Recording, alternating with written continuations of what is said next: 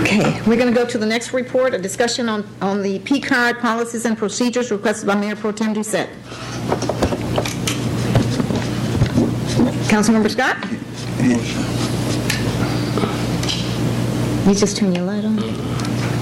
Councilmember Scott? Oh, okay. Oh, that's all right. Okay, Councilmember Doucet? Okay. City Manager? You gonna take? Ms. Echols and I will work together on this one.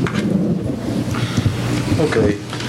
I went through the procurement card policy and some statements and stuff. There's a couple things that I've had some concerns about. One is the number of cards that we have out. We have 74, 76 cards. And we have how many employees? 600 and something? 680.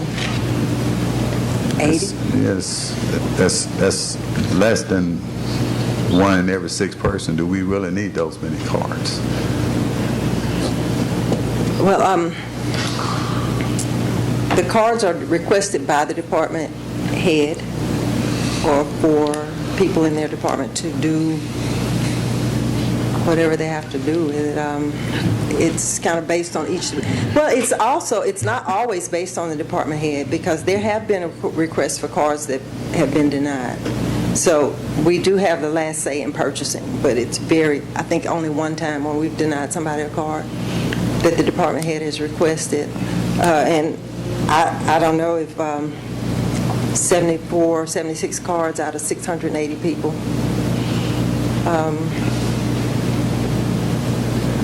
If you consider that too high or not, I guess we can take a look at it. We can ask each department to look at their cards and see if they're not being used, but and then shut down some that aren't being used. Yeah, it should be more of a need as opposed to a desire or want. You know, I think you look at them in the department, you know, it seems like they would be more interested in controlling those cards and who have them. And seem like in departments they'll assign people that are the ones that do the purchasing with the cards, as opposed to a lot of individuals just having cards. Well, the city manager. Oh, I'm sorry. Go ahead. Because it's convenient. Well, the purpose of the card is to afford some convenience to our people in purchasing, and it's made to take place of petty cash, field orders, and just lost invoices. I mean, say for example, the safety inspectors need batteries for their cameras. Their cameras aren't working because they ran out of batteries. They can go to, if they have a card, they can go to Walgreens and buy some batteries with their procurement card, and we have a record. Whereas before, they would go to Walgreens with a local field order, then go do their work, and then Walgreens will say, hey, where's my money? And we say, we don't have an invoice, and we don't have a field order, and then Walgreens, and should I be calling out a company? Well, the company might not get paid for 3-4 months while we track down that slip of paper that they stuck in their pocket. This way, there's a paper trail. The vendors get paid right away, and they're used locally. And there's an accounting trail, and there's supervision where the department head can see it. It's all in the computer, and they get a statement every month that they reconcile. And it really helps our accounting. Deborah, I think the city manager wants to make a comment too. I think Deborah's doing a great job explaining. She's explained exactly what I was going to explain. Two things. We had situations where, I think she was going here too, where we would actually go, because of what Deborah was talking about there, we'd actually go to a store to buy something. I want Company X. They say, you can't buy anything here. You have paid your bill. This way, we have the card there. The bill comes in. The bill is paid. And each individual who has the card has to reconcile his particular bill, his or her particular each month. So it's a good system. It's very embarrassing to go out there. You really need something. You go and you can't even buy it because we haven't paid the bill because someone didn't turn receipts in. So and everyone who has a card, I mean, we didn't just give everybody a card out there. Everyone, we felt that they had a need for it. And if there's any type of abuse, of course, they're subject to termination or whatever. As I say, they are all forced to reconcile what they purchase each month.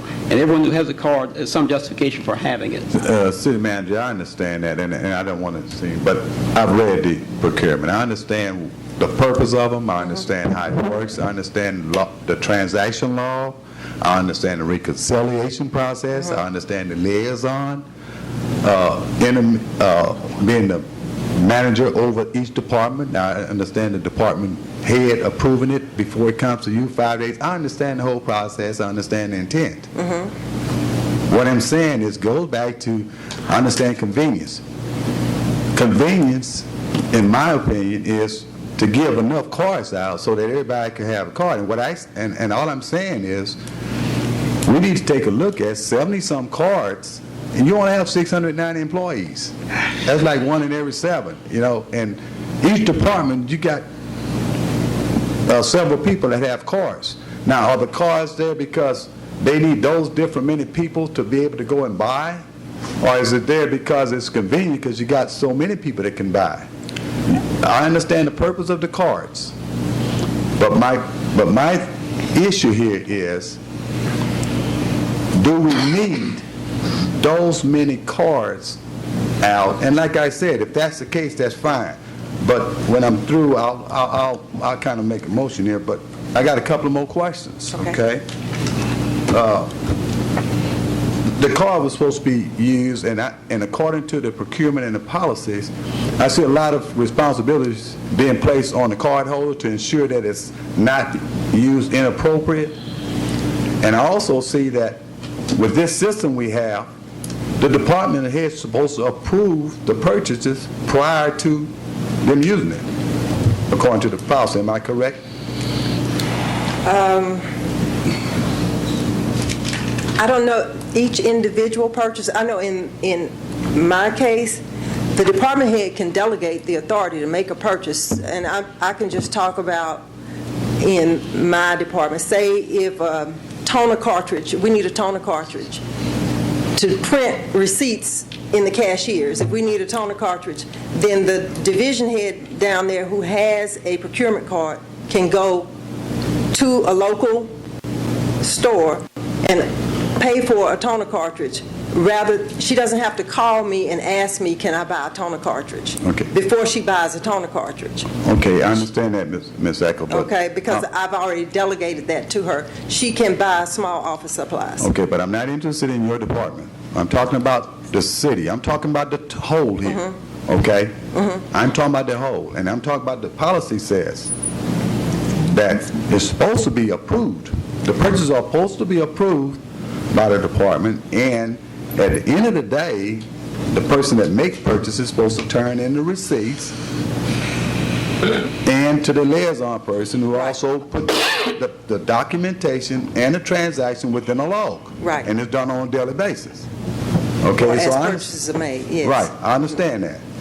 So that's why I ask if the department head is approving transactions, so why do so many people within the department need cards if they're going to approve it, if we're going by the policy?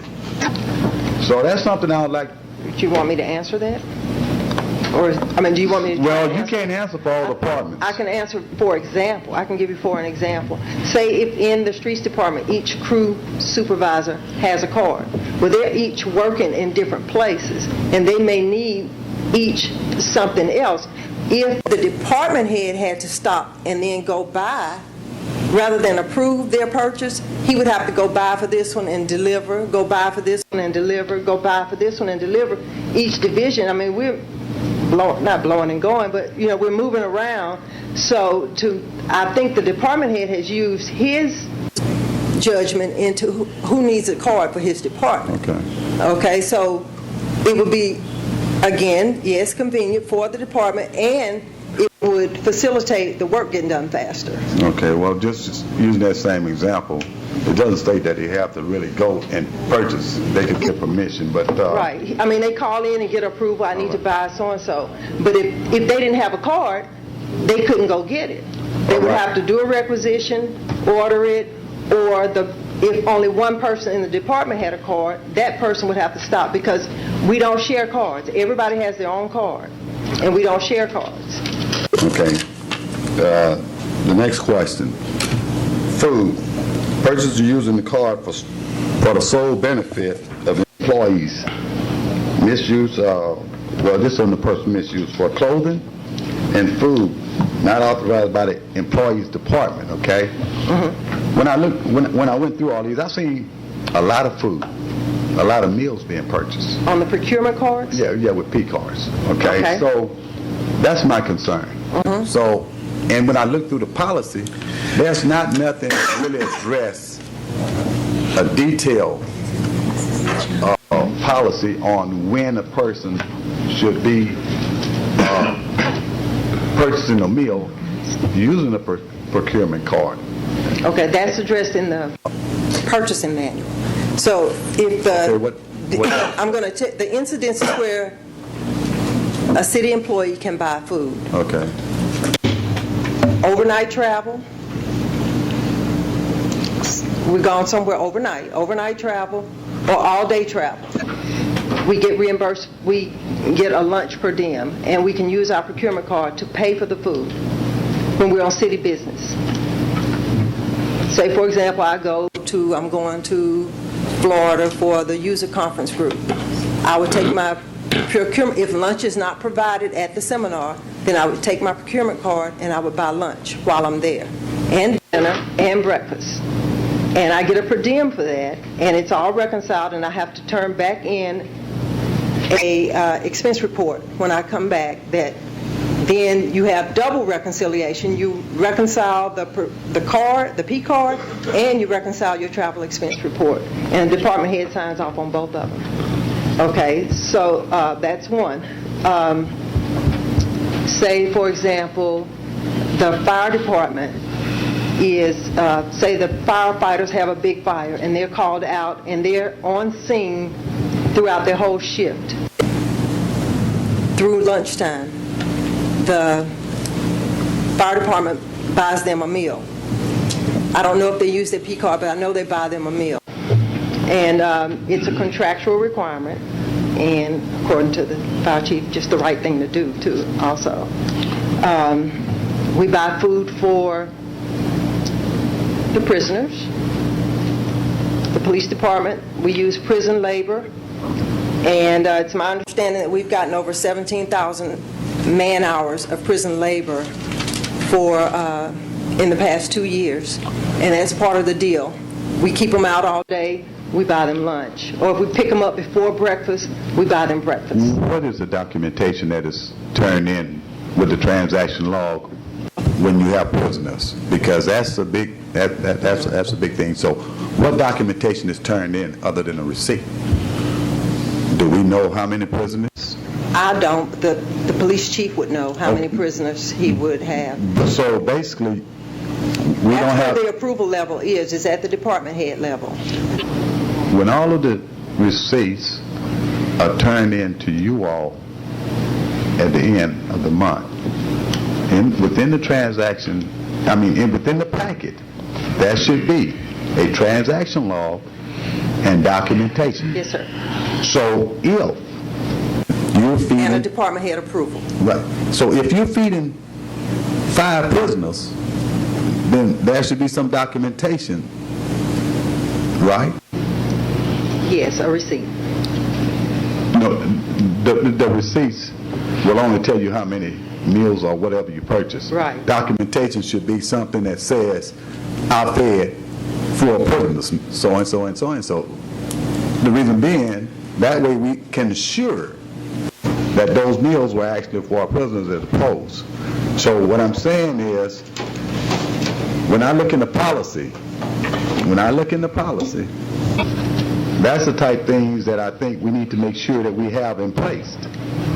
Okay, can I say this? It's part of the deal with the prison that we feed the prisoners.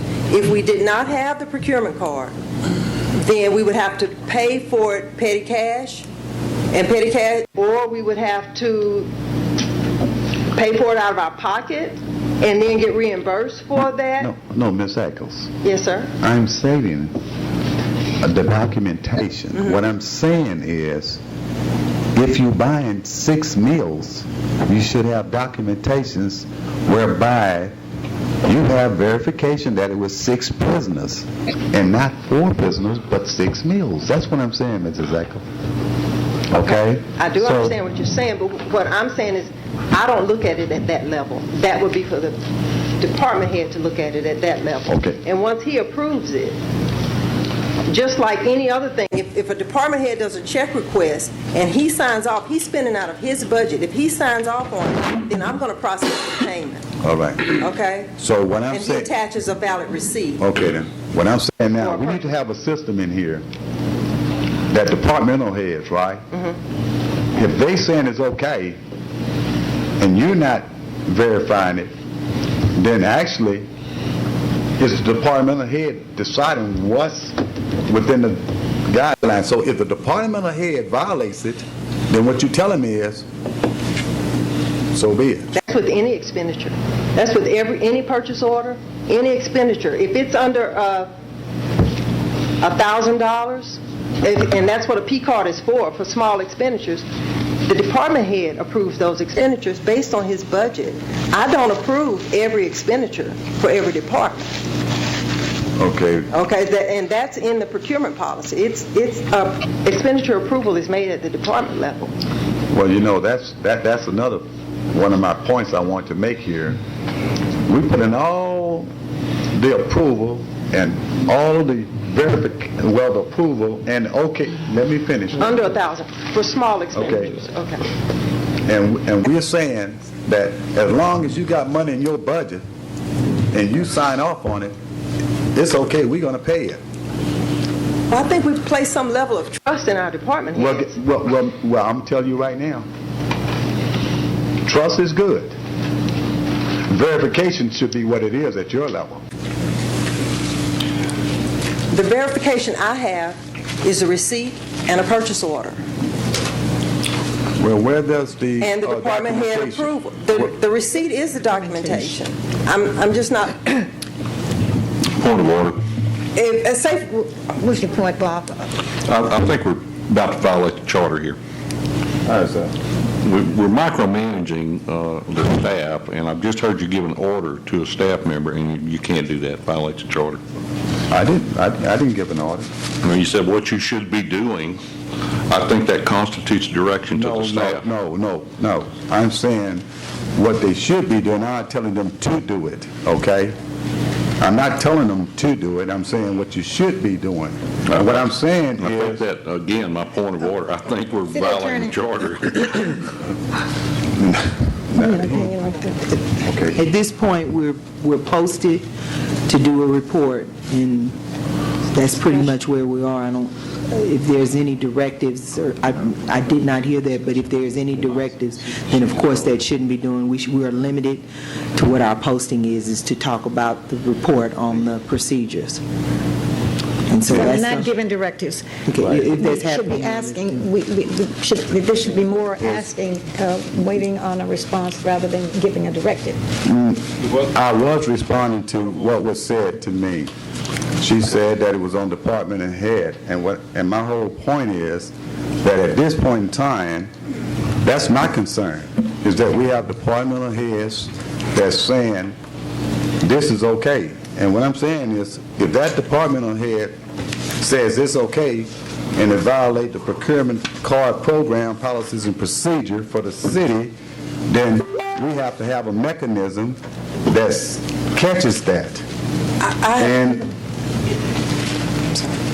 And also understand the program is also a portion in there that states, you know, that there is reconciliation, and during the reconciliation it states that they not only use receipts, but there should be documentation to support those.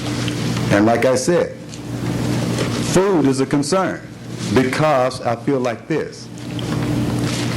Every elected official, appointed official, and city employee in the city of Port Arthur is paid a salary. And if you're going to eat in meals and you're drawing a salary, that should be a specific policy that says it's okay for you to eat this meal. And I have a concern, and that's why I'm saying when I read through the policies, I didn't see anything that really detailed it to the point that anyone could come back and say, well, you know, you should be eating in these situations, and this is a actual situation in which you are entitled to a meal. You gave me a good example of the fire departments in their contracts. That's contract. And guess what? That's the type of stuff that's in black and white.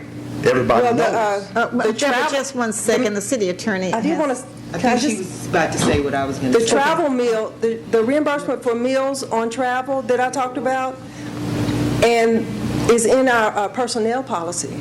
In travel order. Okay. It's in our ordinances, it's in our personnel policy, and we pay the GSA standard rate for meals. I'm not even discussing it. I'm talking about just Well, the every day right procurement here card, in the city. I'm talking about right in the city. I'm not talking travel. I don't know of many meals, and if you have the statements, if you've seen a lot of meals being purchased I sure have. for city staff, like for lunch or whatnot, that's not within our policies. And if you see meal, I don't know of any meals that I've ever used my card for, or that I've ever seen anybody else use their card for, like they're just going out to lunch on the city's tab. That doesn't happen. Well, Ms. And I would stand here and say that doesn't happen. Well, Ms. Ackles, I tell you what, I'm not gonna debate. But like I said, you said you have and the receipts and everything. But I'm quite sure you also told me, and you explained to me very well, that when a department head signs off on it, then you all put trust in them. So actually, what you're telling me is that when you receive the documentation and the receipts, and it's signed by a department head, as far as you are concerned, that's within your guidelines. And what I'm saying is, if it's not, there's nothing else to say. Right? I want to say, if, for example,